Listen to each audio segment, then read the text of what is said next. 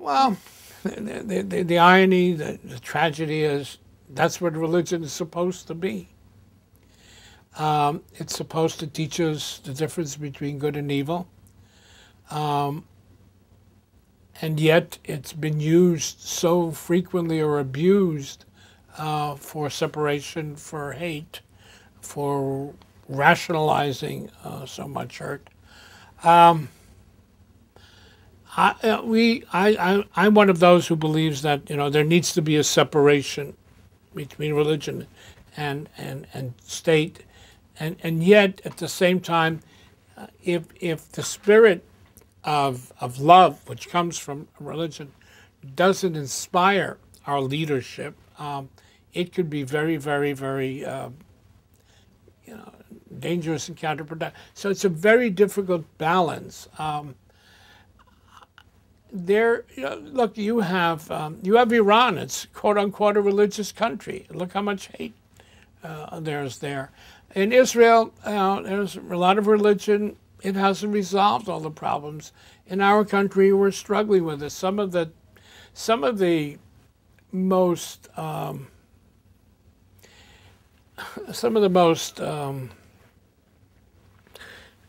okay, I'm trying to find the word.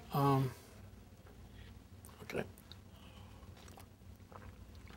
Some of the most polarizing elements in our society come from religious leaders. When I think to the Jewish community, when we found out that Billy Graham was an anti-Semite, it's sort of, so, what's religion all about? Here is the spiritual guide to so many presidents. Here is the guy that presidents would go for spiritual counsel and advice. And here we find out he's just a pure, simple, ugly, classic anti-Semite. So how do you deal with that? I've been raised in faith. I've been raised in faith during the war as a Catholic. And then when I returned to Judaism, I've been raised in faith. I think it has a role, but frequently it's abused. It's abused by temporal powers, by political institutions for its own benefit. And sometimes it is seduced by the political, by the secular.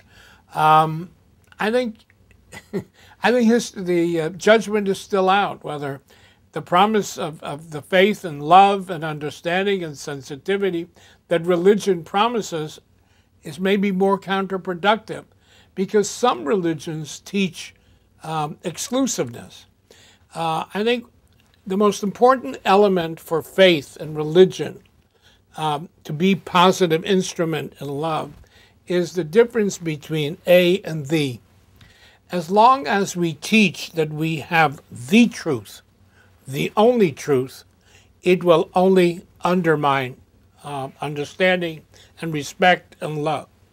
If we can teach that all we do is have a truth, I have a truth, you have a truth, Catholics have a truth, Muslims have a truth, it's their way to salvation. It's their way for their people to achieve tranquility, love, future, whatever.